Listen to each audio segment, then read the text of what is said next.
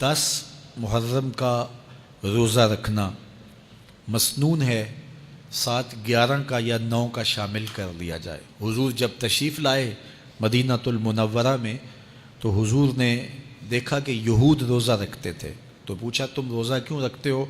تو انہوں نے کہا کہ حضرت موسیٰ علیہ السلام کو قبطیوں سے اس دن نجات ملی تھی۔ تو فرمایا حضرت موسیٰ علیہ السلام کا حق ہمارے اوپر زیادہ ہے۔ تو حضور نے روزہ رکھا اور پھر فرمایا کہ اگلے سال اللہ نے چاہا تو ہم ساتھ ایک روزہ اور شامل کریں گے، تاکہ ان سے مشابہت نہ ہو جائے۔ عددی مشابہت سے بھی بچنے کے لیے حضور نے کہا کہ ہم 2 رکھیں گے۔ تو روزہ اگر عاشورے کا رکھنا چاہیں تو اس کے لیے سنت یہ ہے کہ ساتھ یا 9 کا شامل کریں یا 11 کا شامل کریں۔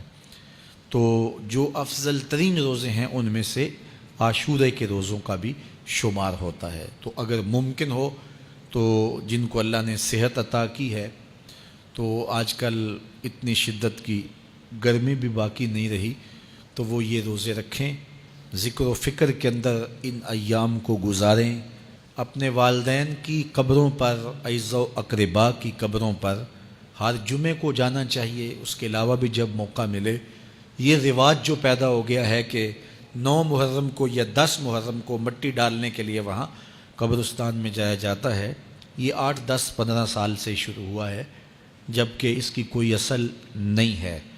تو اگر آپ روٹین سے جاتے ہیں تو آپ کو ہر جمعے کو جانا چاہیے والدین کی قبروں پر، اور وہاں جا کے ہر جمعے کو سورہ یاسین کی تلاوت کرنی چاہیے۔ تو سال کے بعد صرف 10 محرم کو یا 9 محرم کو جانا، یہ بہرحال اس دور کی ایجاد ہے، یہ کوئی مسنون نہیں ہے اور یہ کوئی سنت نہیں ہے۔ تو روٹین سے اگر کوئی جانے والا ہے تو چلا جاتا ہے تو کوئی حرج نہیں ہے۔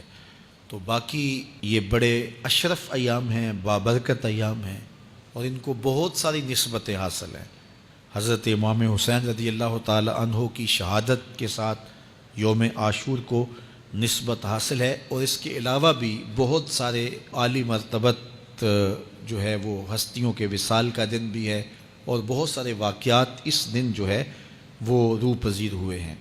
تو یہ اس لحاظ سے بہت ہی بابرکت اور جو ہے وہ مبارک یوم ہے۔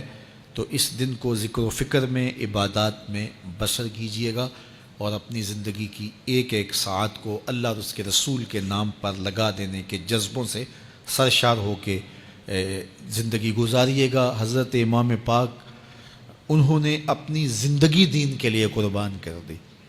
تو یہ 10 محرم ہمیں سبق دیتا ہے، اور ہم اس دن عہد کرتے ہیں اگر انہوں نے اپنے بچے بھی قربان کر دیے اور اپنی اولادیں بھی بھوک اور پیاس میں قربان کر دیں، تو ہم بھی یہ عزم کریں اس دن کہ ہم اپنی ساری زندگی حضور کے نام لگائیں گے، حضور کے دین کے نام لگائیں گے۔